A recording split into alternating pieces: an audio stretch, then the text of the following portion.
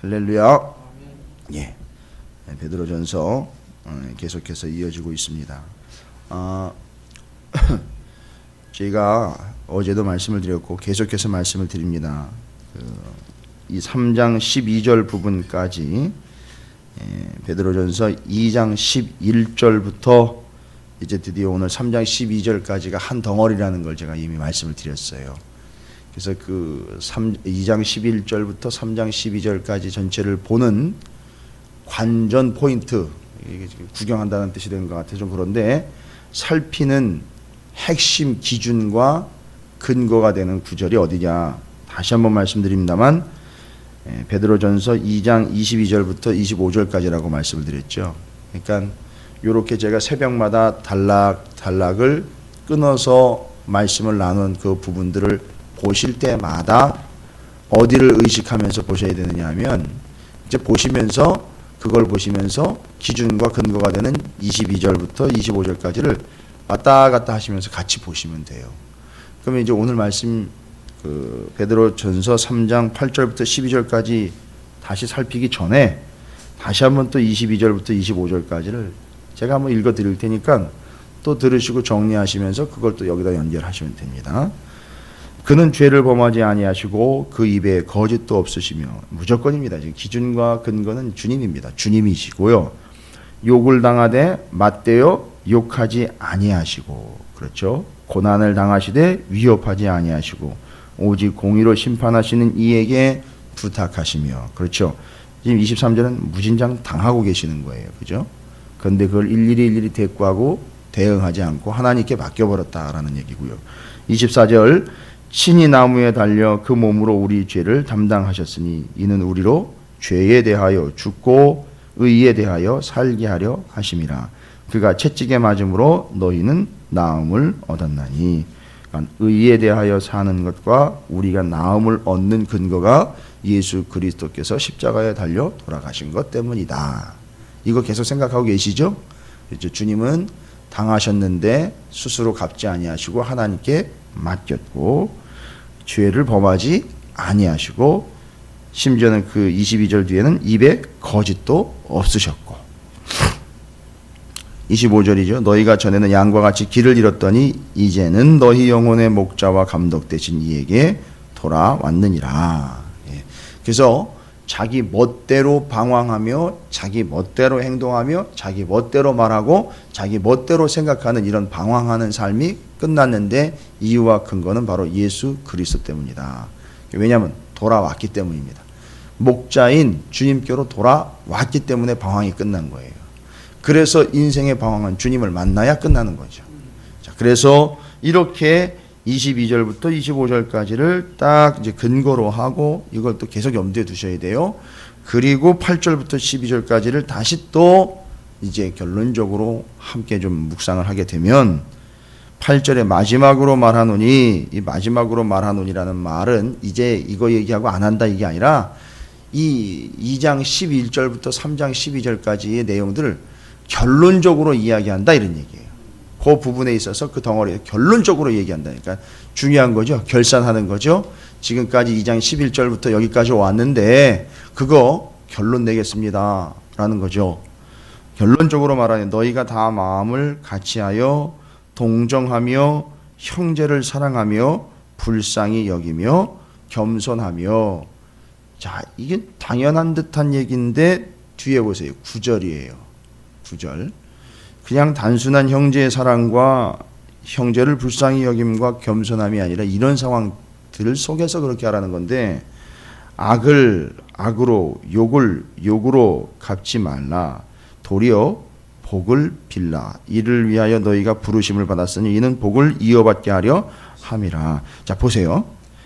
8절과 9절 내용을 보니까 지금 단순히 그냥 나한테 잘해주는 형제, 내가 사랑하고 좋아하는 사람에게 해야 하는 내용이 아니라 9절의 내용을 보니까 어떻게 해요? 악에 바치고 욕이 나올 상황 가운데 있는 거예요. 그 악에 바치고 욕이 나올 수 있는 상황 가운데에 그 나를 핍박하고 나를 조롱하며 나를 어렵게 하는 그 형제들과의 관계를 어떻게 해야 되느냐, 이걸 얘기하는 겁니다. 앞서서는 주인과 종의 관계, 왕과 백성의 관계, 부부 간의 관계에 대해서 이야기했잖아요. 이거는 일상적인 우리가 지금 겪고 있고 처해 있는 상황이지 않습니까? 근데 지금 이 8절부터 12절까지는 뭐예요? 이 쉽지 않은 상황이에요. 막 부딪히고 있는 거고요. 입에서 튀어나가면 막 욕이 나가야 될 상황이고요. 악하게 나왔으니까, 너도 악하게 나왔으니까 나도 악하게 나가야 되겠다라는 그런 상황에서 이야기하고 있는. 지금 참 긴장감 있는 상황이에요, 이 상황은. 심지어는 지금 교회 안과 교회 바깥에 이런 대립적인 관계 속에 있는 교회와 성도들이 어떻게 처신을 해야 되느냐, 이걸 이야기하고 있는데, 아니나 다를까 여러분, 9절에 악을 악으로 욕을 욕으로 갚지 말라라는 이 이야기가 이미 22절부터 25절까지 쭉 우리가 읽어본 것처럼 23절에 보면 욕을 당하시되 맞대어 욕하지 아니하시고 고난을 당하되 위협하지 아니하시고. 그렇죠. 이게 지금 주님의 모습에서 이 이야기가 와야 된다는 거예요. 그냥 일반적으로 우리가 하면 안 된다, 이럴 땐 이래야 된다라는 그런 윤리적인 측면이 아니라 주님이 그렇게 하셨기에 바로 우리는 여기 9절에 나오죠. 악을 악으로, 욕을 욕으로 갚지 말고 도리어 뭐 하려는 거죠? 복을 빌려는 거예요. 그리고 이를 위하여 너희가 부르심을 받았다는 거예요. 아예 소명이라는 거예요. 그게 그 악에 바치고 욕이 나와야 되는 그런 상황이 처했는데 어떻게 하라는 거죠? 악으로 갚거나 대신 욕으로 쏴주지 말고 오히려 그를 위하여 어떻게 하래요? 복을 빌어주래요. 근데 이게 우리의 사명이래요. 그리고 결론적으로 그렇게 한 사람들은 어떻게 되느냐? 오히려 복을 빌어준 그 내용 그대로 자기가 복을 받는다는 거예요. 나중에 구체적으로 이제 자기가 그렇게 함으로 받게 될 복까지도 이야기를 하고 있어요. 상황, 대처, 결과를 이야기하고 있어요. 여러분, 이거 쉽지 않죠? 악에 바치게 만들고 욕이 나오게 만드는데 어떻게 내가 그 사람을 위해서 복을 빌어주냐고. 근데 그걸 여기서 사명이래요. 그걸 위해서 부름을 받았대요. 여러분, 이거 쉽지 않습니다. 근데 이게 쉽지 않다고 그냥 넘어가면 안 돼요. 왜요? 분명히 기록이 되어 있어요. 그렇게 하래요. 그럼 어떻게 이게 가능합니까? 방법은 딱 하나예요. 이를 악물고가 아니에요. 이거는. 이 말씀은요, 여기 담겨 있는 내용이 보세요. 상황, 그 다음에 여러분의 사명이기 때문에 어떻게 대처해야 되는지, 그리고 그 결과가 어떻다라는 것을 분명히 얘기했죠. 욕이 나오는 상황, 악에 바치는 상황에서 그를 위하여 복을 빌어주면 오히려 그 복이 너의 복이 된다. 이건 뭘 얘기하는 건가? 그거 그렇게 하기 쉽지 않고 하기도 싫어요. 또 어떨 때는. 그죠? 그럼 이게 언제 가능한지 아십니까, 여러분? 이 9절의 내용은 주님이 곧 오신다라는 생각이 없으면 안 돼요. 아니, 주님이 곧 오시는 것만 끝입니까? 육신적으로 이 땅에서 끝나는 건 주님이 오신 때만 끝나는 게 아니잖아요. 그죠? 언제 또 끝납니까? 내가 가면 끝나는 거예요. 나를 부르시거나 주님이 오시거나 하면 육신적으로 이 땅에서의 삶만 얘기하는 거예요. 육신적으로 이 땅에서의 삶이 주님이 부르시는 날 나는 갈 수밖에 없어요. 아무리 내가 건강하고 아무리 내가 돈이 많아도 주님이 나를 부르시면 그냥 가는 거죠. 그 다음에 주님이 오실 수도 있어요. 직접. 언제 오실지 모르니까. 그러니까 잘 보십시오. 구절이 가능한 이유는 뭐냐 하면 그냥 나는 찾으시는 교회 성도이기 때문에 담임 목사님이 맨날 말씀으로 그렇게 얘기하니까 그냥 말씀대로 살아야 돼서 그렇게 되는 거다. 단순히 이런 개념이 아니라 이게 말씀에 나와 있는 근거를 가지고 주님이 만약에 곧 오신다면, 주님이 곧 이 땅에 오시고 내일이라도 당신이 주님의 부르심을 받아 가게 된다라면 어떻게 하겠습니까? 악을 악으로 갚고 있고 욕이 나올 때 욕을 해대고 정말 저쪽에서 이를 악물고 덤비면 나도 이를 악물고 덤빌면서 내 이야기와 내 뜻을 관철시키고 내 걸 다 쏟아놓고 그런 대치의 관계로 있다가 주님이 딱 오시면 그 상황에서 주님께 번명하고 가겠습니까? 아니라는 거예요. 주님이 만약 내일이라도 지금 당장이라도 오신다면 혹여라도 내가 주님의 부름을 받아 간다라면 이 문제는 안고 가야 될 문제가 아니라 여기서 해결해야 될 문제라는 거죠. 주님이 곧 오신다는 생각을 잊지 말라는 거예요. 내가 주님의 부름을 지금도 받을 수 있다라는 그런 겸손함을 잊지 말라는 거예요. 그러니까 이 이야기가 가능한 거예요. 뭔 얘기입니까? 종말론적으로 바라보라는 거죠. 마지막 때라다 생각하고 하라는 얘기예요. 그러면서 그 근거로 성경을 대고 있어요. 성경인데 어디 성경이냐면요. 시편입니다. 시편 34편의 말씀을 10절에다가 기록을 했는데, 그러므로 생명을 사랑하고 좋은 날 보기를 원하는 자는 어떻게 하려는 거죠? 혀를 금하여 악한 말을 그치며 그 입술로 거짓을 말하지 말라. 여러분 시편 34편을 보시면은요, 시편 34편 12절부터요 17절까지에 나와 있는 내용을 보면 이 내용을 그대로 적고 있는데요. 시편 34편 12절부터 17절까지를 좀 살펴보도록 하겠습니다. 거기에 나와 있는 거를 근거로 해서 지금 이 말씀들이 결론적으로 이야기를 하고 있는 내용이에요. 시편 34편 12절이 이렇게 시작을 합니다. 생명을 사모하고, 여러분 여기 생명을 사모한다라는 말은 단순한 목숨이 부지되기를 원한다라는 이런 뜻을 넘어서 영원한 생명인 영생을 사모한다면 구원받는 것 이야기하는 거예요. 그거와 다 연결이 되는 겁니다. 연수를 사랑하여, 지금 여기서 살아가고 있는 나라들, 그죠? 뭘 받기를 원합니까? 우리 모두는 다 복을 받기를 원하죠. 누구냐? 접니다. 예.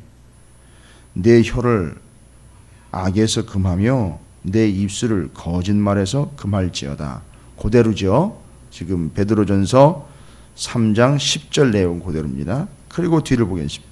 악을 버리고 선을 행하며 화평을 찾아 따를 지어다. 여호와의 눈은 의인을 향하시고 그의 귀는 그들의 부르짖음에 기울이시는도다. 뒤에까지 다 나와 있죠. 11절, 그러니까 베드로전서 3장 10절, 11절, 12절이 다 어디로부터 온 겁니까? 이게 시편 34편으로부터 온 거예요. 그래서 여호와의 눈은 의인을 향하시고 그의 귀는 그들의 부르짖음에 기울이시는도다. 16절, 여호와의 얼굴은 악을 행하는 자를 향하사 그들의 자취를 땅에서 끊으려 하시는도다. 그러니까 결론적으로 보면 그 땅에서 끊는다라는 게 결론적인 거죠. 심판날 마지막 때 결론은 그렇게 결론이 난다는 얘기잖아요. 그러니까 지금 이걸 봐야 된다는 얘기죠. 지금 당장 욕 나오고 악에 바치는 상황을 보지 않고 뭘 봐야 됩니까? 마지막 때 그렇게 될 걸 봐야 된다는 거예요. 마지막 때 끊어지는 걸 봐야 된다는 거예요. 마지막 때 결론적으로 다 심판받고 결론 날 걸 보라는 거예요. 지금 그 열받는 거, 짜증나는 것만 보지 말고 마지막 때 그 결론이 어떻게 될 것지를 보라는 거예요. 그럼 생각해 보세요. 지금 욕하고 악에 바치는 상황만 끝이 있는 게 아니라, 그렇죠. 내가 만약에 제대로 신앙생활하면 그 끝에는 어떤 일이 일어날지 그것도 보는 거잖아요. 대신 악한 자들의 결론이 어떻게 될 것도 지금 보는 거잖아요. 그래서 형제가 잘못하면 짜증을 내면서 맞대응을 하는 게 아니라 그의 영혼이 나중에 어떻게 될 걸 아니까 불쌍한 마음과 사랑하는 마음으로 그를 위하여 복을 빌어주는 거예요. 그리고 17절에 이제 결론이 나오는 거예요. 의인이 부르짖음에 여호와께서 들으시고 그들의 모든 환난에서 건지셨도다. 그리고 뒤에 있는 내용들을 쭉 보면 더 은혜스러운 내용들이죠. 글쎄요, 악에 바치고 욕이 나오는 상황에서 어떻게 하시는 거예요? 여호와는 마음이 상한 자를 가까이 하시고 충심으로 통회하는 자를 구원하시는도다. 이런 하나님이 지금 의인들이 부르짖음에 하나님이 들으시고 그들의 모든 환난에서 건지신 거예요. 여러분 이제 중요한 얘기가 나옵니다. 이제 베드로전서 3장 12절로 이제 넘어오시면은 베드로전서 3장 12절에 자, 주의 눈은 의인을 향하시고 그의 귀는 의인의 간구에 기울이시되 주의 얼굴은 악행하는 자들을 대하시느니라. 여러분 아까 지금 악에 바치는 상황, 욕 나오는 상황에 지금 이 사람이 처해 있다 그랬죠. 그런데 그거를 어떻게 하라 그랬느냐 하면 오히려 우리가 부르심을 받은 대로 그들을 위해서 복을 빌어주려는 거죠. 그러면 그 복이 누구께 되는 거예요? 결론은 내게 된다 그랬죠. 근데 지금 그런 상황에서 시편 말씀을 통해서 자, 성도가 이런 관계 속에서 고통과 아픔과 질고를 당하고 있는데 잘 보십시오. 종말론적으로 주님이 만약에 곧 오신다면 그때에도 네가 그렇게 그냥 악을 악으로 갚고 또 여전히 변함없이 그 입술의 간사함과 개사함과 거짓말로 점철된 삶을 계속 살아가겠느냐 이거죠. 절대 그럴 수 없죠. 주님이 다시 오신다면. 보시면 이런 어려운 상황 가운데에서 악에 바치고 욕이 나오고 유혹 때문에 죄를 지을 수도 있는 이런 상황이 있는데, 그런데 12절에 보니까 주의 눈은 누구를 향하신다고요? 의인을. 자, 그런 상황 속에서 이미 판단이 다 나버렸어요. 그런 악에 바치고 욕 나오는 상황에서 의인, 악인이 어떻게 된 거예요? 드러난 거예요. 이거 중요한 구절입니다. 막 우리는 짜증이 나고 막 감당이 안 돼가지고 열받고 막 욕이 막 나올 수 있는 상황에 처해가지고 너무너무 힘들고 고달픈데 하나님의 눈에 딱 들어왔어요. 그런 처참한 상황, 그런 고통스러운 상황 속에서 하나님의 눈은 의인과 악인이 탁 드러난 거예요, 거기서. 그러니까 바로 지금 하나님이 말씀하시려고 하는 건 뭐냐면 내가 의인이라면 이런 얘기예요. 그래서 여러분 8절이 시작할 때 8절 시작할 때요. 오히려 저는 이렇게 시작을 합니다. 여러분의 이해를 돕기 위해서 이렇게 되는 거죠. 내가 만일 의인이라면 이렇게 조건을 달고 시작을 해야 되는 거예요. 원래는. 그러면 이제 쭉 이해가 되고 정리가 되면서 왜 그렇게 해야 되는지가 나오는 거예요. 당신이 만약에 의인이라면 이렇게 되는 거죠. 근데 여러분 만약에 의인이라면 이라는 이 조건은 제가 지금까지 계속 여러분과 말씀을 나눌 때에 조금 말이 좀 애매하잖아요. 만약에 내가 의인이라면 이라는 말은 진짜 의인지 아닌지 모르겠는데 혹시라도 당신이 의인이라면요. 제가 만약에 지금 구혜경 권사님 계시지만 구혜경 권사님이 만약에 의인이라면 이런 식으로 말꼬리가 흐려져요. 이게 말이 됩니까 지금? 지금 우리가 살아온 날이 얼마고 예수를 믿고 말씀을 붙잡고 살아온 날이 얼마인데 이런 조건이 이게 말이 될까요? 만약에 권사님이 의인이라면 긴가민가 해가지고 이런 얘기 그러겠죠. 뭐 권사님이 의인인지 아닌지는 모르겠지만 이런 식으로 시작되면서 말이 애매해지는 거예요. 여러분 이게 됩니까? 말이 돼요? 생각해 보세요. 여러분 개개인에게 만약 이런 얘기가 들려왔어요. 권사님, 집사님이 뭐 잘 모르겠는데 하여튼 뭐 의인이라면 이런 식으로 말이 시작이 돼요. 여러분 기분 좋으세요? 예? 새벽부터 여러분의 기분을 자극하려고 그러는 게 아니라 대화를 하는데 저랑 상담을 한다고 오셨고 대화를 하는데 글쎄요 그 뭐 잘은 모르겠지만 만약에 권사님이 집사님이 잘 모르겠는데 하여튼 의인이라면 뭐 이런 식으로 제가 얘기를 했다고 생각해 보세요. 이게 뭔 얘기입니까 이거 도대체? 그 의의 근거가 뭡니까? 여러분이 의롭냐 악하냐의 근거는 뭐예요? 여러분의 행위에 있다고 얘기 안 드렸어요 분명히. 그 근거는 뭐라 그랬습니까? 예수 그리스도예요. 그러니까 여러분이 이런 얘기를 들으면요 여기서부터 막 치열한 몸부림이 있어야 돼요. 만약에 당신이 의롭다면 이라는 조건이 아니라 반드시 명제가 어떻게 시작돼야 되냐면 당신은 의입니다. 제가 여러분을 판단해서가 아니라 누구의 판단에 근거한 것도 아닌 오직 누구 때문이죠? 예수 그리스도. 그러니까 여러분이 다 믿으시고 예수 그리스도를 받아들이셨고 그리고 여러분 안에 예수님이 계시니까 여러분 의인됨의 근거가 충분한 거예요. 그래서 여러분은 의인입니다. 여러분은 의로운 자입니다. 그런데 어떻게 보십시오. 악을 악으로 갚고 욕을 욕으로 갚을 수가 있겠습니까? 라고 이야기하는 거예요.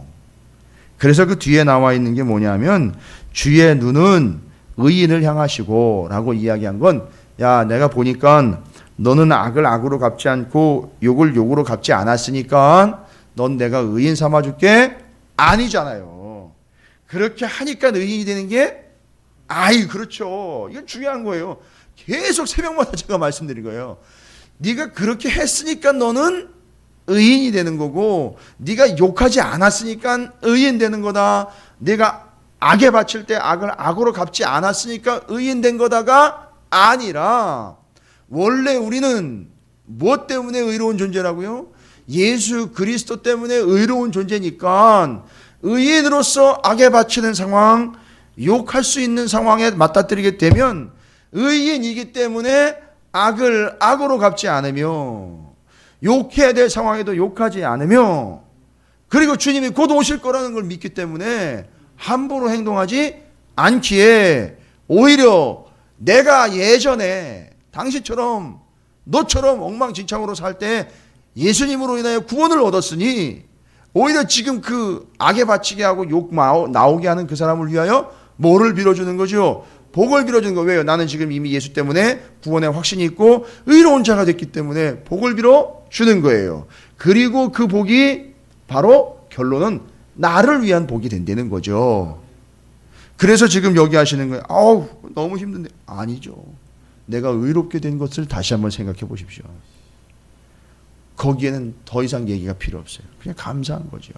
그냥 자연스럽게 나오는 거죠. 그리고 이제 굳이 위로라는 표현은 아닌데, 하나님이 얘기하셨잖아요. 그런 악에 바치고 욕 나오고 막 이런 어마어마한 고통의 상황에서 하나님은 이미 뭘 보신 거예요? 그들 가운데에 의로운 자와 악한 자를 이제 보신 거예요. 생각해 보세요. 그럼 여러분을 악한 자로 보실까요? 의로운 자로 보실까요? 당연히 의로운 자로 봐주시겠죠. 예수 때문에. 그리고 그들에 대해서 이제 하나님이 다시 한번 쐐기를 박습니다. 그 의로운 자들. 뭐라고 얘기하는지 들어보세요. 주의 눈은 누구를 향해요? 예. 그 악에 바치게 만들고 욕 나오게 만드는 그 사람에게 향하고 있는 게 아니라, 주님의 눈은 누구를 향하고 계세요? 의인을 향하고 계시는 거예요. 그러니까 이 얘기는 뭐 얘기예요? 의인만 바라보고 계시는 거예요. 그래서 악에 바치게 만들고 욕 나오게 만드는 그 상대편, 나를 공격하는 그 사람들을 보고 하나님이 저놈 저것 또 뭐라고 얘기하나 내가 보고 있다가 한방 매겨야지, 이게 아니에요. 내 사랑하는 의인이 이때 어떻게 반응을 하나 봐야지, 이렇게 보고 계신다는 거예요, 하나님이.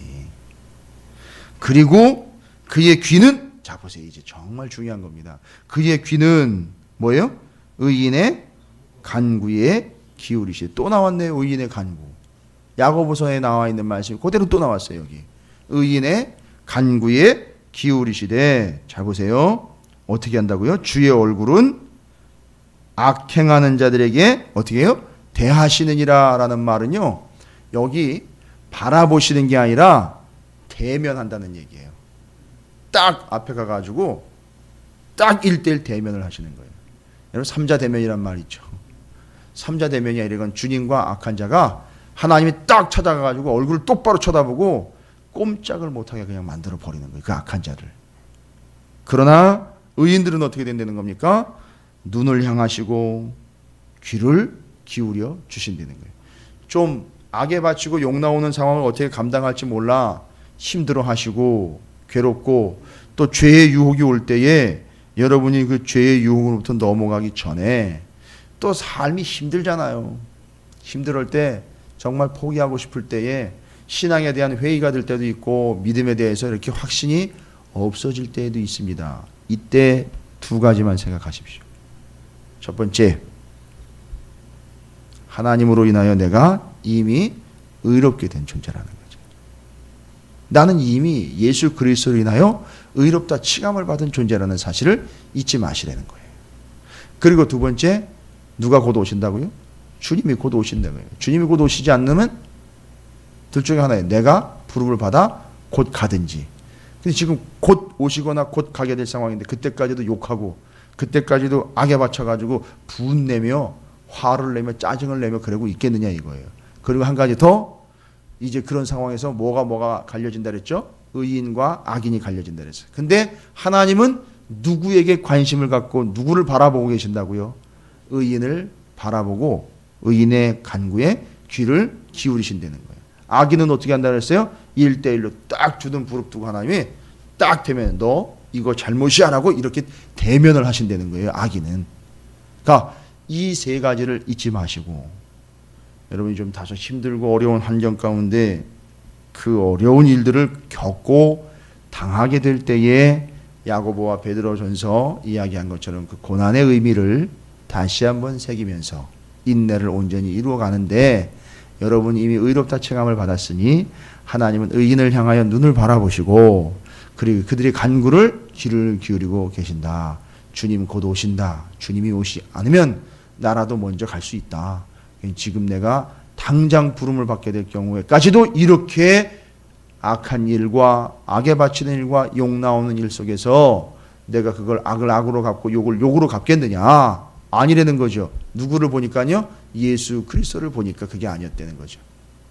여러분, 이제 이런 삶을 여러분이 다시 한번 정리하시고 결단하는 삶이 되어야 되겠다. 그래서 오늘 한 달 동안 여러분이 그런 어려운 일을 겪으시라는 게 아니고, 혹여라도 여러분이 삶에서 이런 일들이 생길 수 있잖아요. 그때 이 말씀을 반드시 떠올리시라는 거예요. 반드시 떠올리시래. 그 어려운 상황에서 의인과 악인이 드러납니다. 그런데 하나님은 의인에 집중을 하십니다. 간구의 귀를 기울이시는 거예요. 오히려 그때 감사하십시오. 아, 내가 의인인지 악인인지가 드러나며 하나님은 나를 의롭다 칭하시며 나에게 집중하시고 간구를 들으시는구나 라는 걸 오히려 감사하시고 기뻐하시면서 오늘 말씀을 그대로 적용하실 때 여러분의 삶에 하나님의 은혜가 임하게 될 줄로 믿습니다. 그래서 오늘은 시편 말씀과 왔다 갔다 해서 많은 것도 아니고 복잡한 것도 아닌데 아주 정확하게 근거가 기록이 되어 있어서 여러분이 그 세 가지만 항상 잊지 마시고 하나님이 여러분에게 허락하신 상황과 환경에서 여러분이 좀 중심을 지키고 신앙생활을 힘있게 하시기를 다시 한번 주님의 이름으로 부탁을 드립니다.